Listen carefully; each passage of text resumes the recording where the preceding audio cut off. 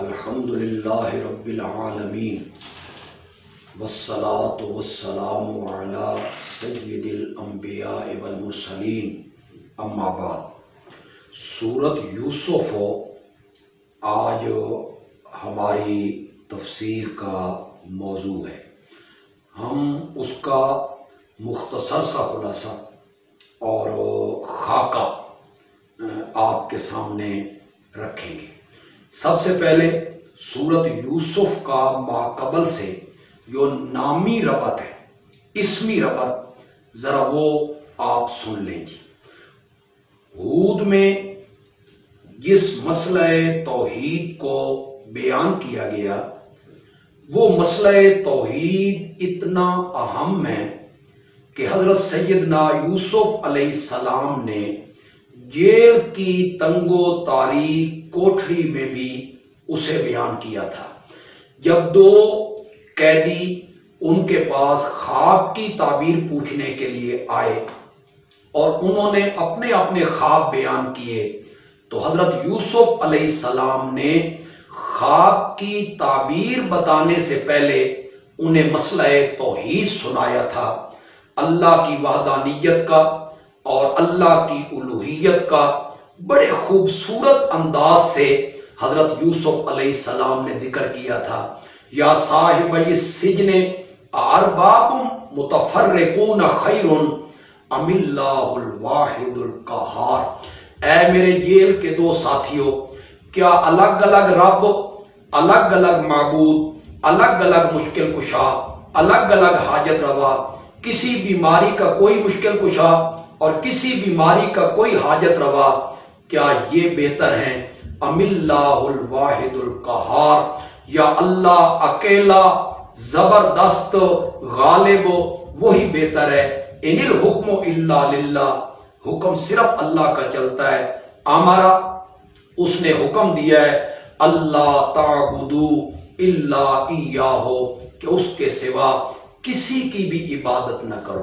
وہ جو سورۃ ہود کے شروع میں کہا تھا اللہ تعبدوا الا اللہ، بالکل حضرت یوسف کی وہی تقریر ہے، اللہ تعبدوا الا ایاہ۔ یہ نامی ربط ہے، اسمی ربط ہے۔ معنوی ربط کیا ہے جی؟ سورۃ ہود کا دوسرا دعویٰ تھا عالم الغیب صرف اللہ ہے، اور سورۃ ہود کے آخر میں اللہ نے ذکر کیا للہ غیب السماوات والارض والیہ یرجع الامر کلہ، عالم الغیب بھی صرف میں ہوں اور متصرف مختار بھی صرف میں ہوں۔ یہ جو سورۃ ہود کے آخر میں کہا گیا کہ عالم الغیب بھی میں ہوں اور متصرف اور مختار بھی میں ہوں، اب سورۃ یوسف میں اس پر ایک بڑی مفصل تفصیلی دلیل نقلی از حضرت یعقوب اور از حضرت یوسف پیش کی جائے گی، جس میں اس کے ایک ایک موڑ سے، اس واقعہ کے ایک ایک حصے سے، اس واقعہ کے ایک ایک گوشے سے، اس واقعہ کے ایک ایک موڑ سے یہ ثابت ہوگا کہ حضرت یعقوب عالم الغیب نہیں تھے، حضرت یوسف بھی عالم الغیب نہیں تھے۔ عالم الغیب صرف اور صرف اللہ تعالی کی ذات گرامی ہے۔ ہود میں متعدد انبیاء کی زبان سے یہ اعلان توحید کروایا گیا۔ ہر نبی کہتا تھا یا قوم اعبدوا اللہ ما لکم من الہ غیرہ۔ اب سورۃ یوسف میں ایک جلیل القدر پیغمبر جو خود بھی نبی ہیں، ان کے والد صاحب بھی نبی ہیں، اور ان کے دادا تو جد الانبیاء حضرت ابراہیم خلیل اللہ ہیں۔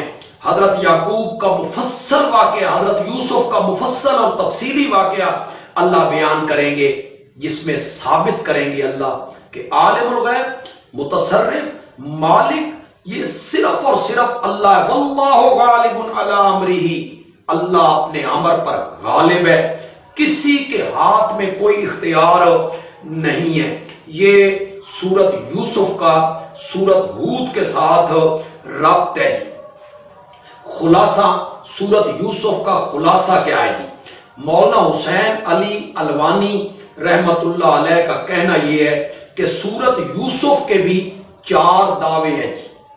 پہلا دعویٰ یہ ہے عالم الغیب صرف اللہ ہے، اللہ کے سوا مخلوقات میں سے کوئی بھی عالم الغیب نہیں ہے۔ متصرف فی الامور، مالک و مختار صرف اللہ ہے، مخلوقات میں سے کوئی بھی متصرف اور مختار کل نہیں ہے۔ یہ 2 دعوے سورت یوسف کے مولانا حسین علی الوانی رحمت اللہ علیہ بیان کرتے ہیں۔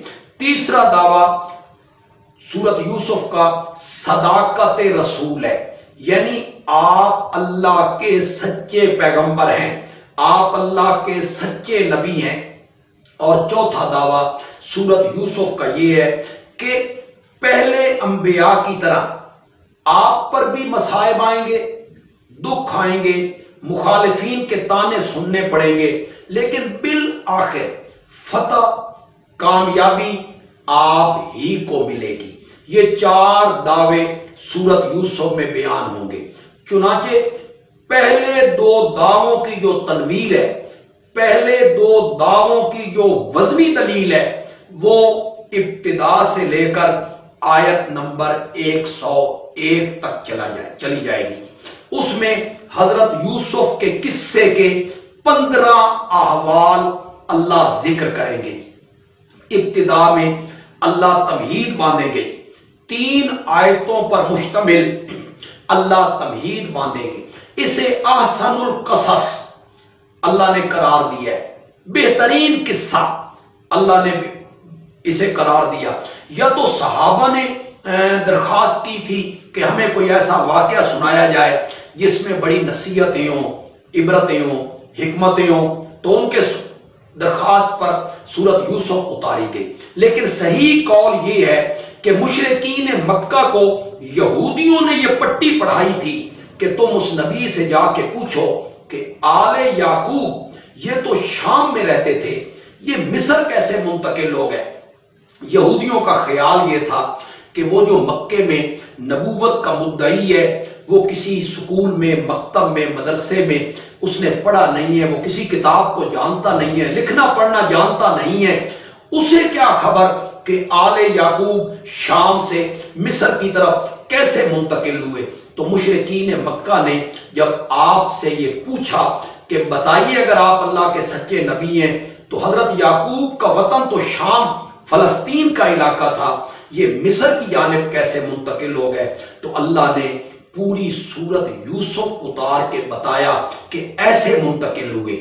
پہلے حضرت یوسف غلام بن کے مصر پہنچے، پھر وہ وزیر خزانہ کے گھر میں آ گئے، پھر زلیخا نے ان پر ڈورے ڈالے، وہ اس سے بچ نکلے، لوگوں نے انہیں جیل میں ڈال دیا، اور جیل میں جب ڈالا تو پھر بادشاہ کے خواب کی جب تعبیر بتائی تو یوسف جیل سے باہر آئے اور وزارت خزانہ کے عہدے پر فائز ہوئے، اور پھر بھائی غلہ لینے کے لیے آئے، اس طرح بھائی بھی آ گئے، اور پھر حضرت یوسف نے اپنے والد صاحب کو، اپنی والدہ کو بھی مصر میں بلا لیا تھا۔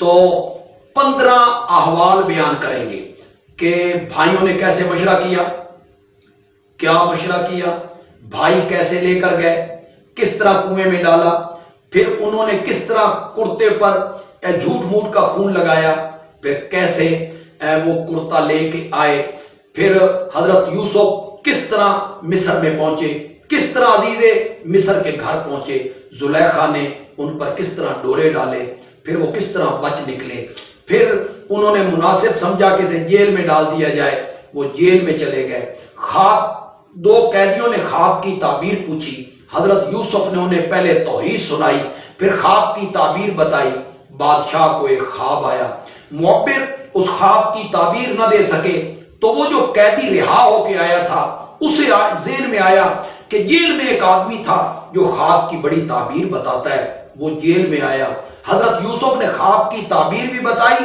تدبیر بھی بتائی، اس طرح حضرت یوسف باہر آ گئے، وزارت خزانہ پہ فائز ہو گئے، بھائی غلہ لینے کے لیے آئے، کس طرح انہوں نے بنی یامین کو روکا، پھر بھائی دوبارہ آئے، تیسری بار آئے، پھر راز کھلا کہ یہ یوسف ہیں، پھر حضرت یوسف نے اپنے والد صاحب کو، والدہ کو اپنے پاس بلا لیا۔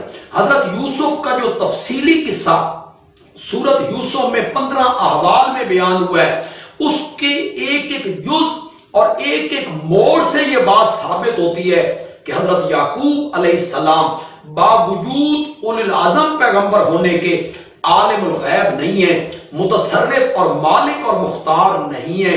عالم الغیب ہونا اور متصرف و مختار ہونا یہ صرف اور صرف اللہ رب العزت کی ہے۔ یہ واقعہ بڑی تفصیل کے ساتھ قرآن نے بڑے خوبصورت انداز میں اس واقعہ کو بیان کیا۔ اس کے بعد تیسرا دعویٰ جو تھا صداقت رسول کا دعویٰ، وہ اللہ نے آیت نمبر 102 میں اس واقعہ کو بیان کیا۔ ذالک من انباء الغیب، ذالک من انباء الغیب نوحیہ الیک، یہ غیب کی کچھ خبریں ہیں جس کی ہم نے آپ کی طرف وحی کی ہے۔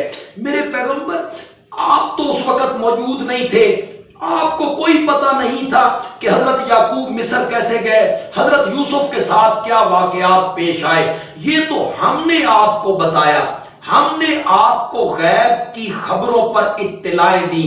اس واقعہ کو منو ان اس ترتیب کے ساتھ بیان کرنا یہ اس بات کی دلیل ہے کہ آپ اللہ کے سچے پیغمبر ہیں، آپ اللہ کے سچے نبی ہیں۔ اور چوتھا جو دعویٰ ہے اسے آیت نمبر 111 میں بیان کیا جی، حتی اذا استیأس الرسل وظنوا انہم قد کذبوا جاءہم نصرنا، کہ انبیاء کی تکذیب کی گئی، اپنے لوگوں کے ذہنوں میں بھی یہ بات جانے لگی کہ ہم سے تو شاید اس امداد اور فتح کے وعدے میں غلط بیانی کی گئی تھی، یہاں تک نوبت پہنچ گئی تھی، یا مشرکین کو یقین ہو گیا تھا کہ انبیاء سے جھوٹ بولا گیا ہے، تو پھر ہماری مدد آ گئی، ہم نے انبیاء کو کامیاب کر دیا، مشرکین کو ہم نے صفحہ ہستی سے مٹا دیا تھا۔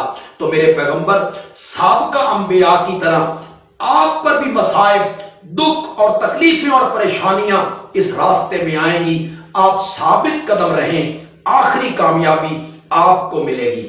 سورت یوسف کی آیت نمبر 108 میں اللہ نے طریقہ تبلیغ کی تعلیم دی ہے کہ تبلیغ کیسے کرنی ہے، دعوت کیسے دینی ہے۔ چنانچہ اللہ نے اس کو وہاں بیان کیا، قل ھذہ سبیلی ادعو الی اللہ، میرے پیغمبر آپ کہیں یہ ہے میرا راستہ، یہ ہے میرا راستہ، کیا؟ ادعو الی اللہ، میں بلاتا ہوں اللہ کی طرف، یعنی اللہ کی توحید کی طرف، اللہ کی الوہیت کی طرف، اللہ کی وحدانیت کی طرف۔ ورنہ اللہ میں تو جھگڑا بھی نہیں تھا، مشرکین مکہ بھی اللہ کو مانتے تھے، خالق بھی، رازق بھی، مالک بھی، محیی بھی، ممیت بھی۔ وہ کعبے کو بیت اللہ کہتے تھے، اپنے بچوں کا نام عبداللہ رکھتے تھے۔ اللہ کی طرف بلانے کا مطلب یہ ہے اللہ کی وحدانیت کی طرف بلانا، کہ صرف اور صرف الہ اور معبود اللہ ہے۔ قل ھذہ سبیلی، میرے پیغمبر آپ کہیں یہ ہے میرا رستہ۔ کون سا؟ جو حضرت ہود کا رستہ تھا، جو حضرت یوسف کا رستہ تھا، جو حضرت ابراہیم کا رستہ تھا، جو حضرت ہود کا رستہ تھا، جو حضرت صالح کا رستہ تھا، جو حضرت لوط کا راستہ تھا، جو حضرت موسیٰ کا راستہ تھا، جس رستے پر سارے انبیاء گامزن رہے تھے، میرا راستہ بھی وہی ہے۔ ادعو الی اللہ، میں اللہ کی توحید، الوہیت، وحدانیت کی طرف بلاتا ہوں، علی بصیرت، دلائل کے ساتھ، یقین کے ساتھ، پختگی کے ساتھ، میں بھی اور میرے پیروکار بھی، میں بھی اللہ کی توحید کی طرف بلا رہا ہوں، اور میرے پیروکار وہ بھی لوگوں کو اللہ کی توحید کی طرف بلا رہے ہیں۔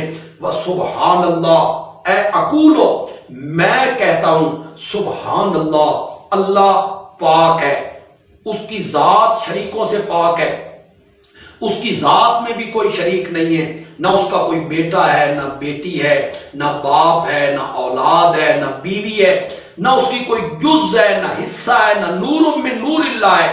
اللہ کی ذات بھی شریکوں سے پاک ہے، اقولو میں کہتا ہوں سبحان اللہ اللہ پاک ہے، اس کی ذات میں بھی کوئی شریک نہیں، اس کی صفتوں میں بھی کوئی شریک نہیں، وما انا من المشرکین اور میں شرک کرنے والوں میں سے نہیں ہوں، وما علینا الا البلاغ المبین۔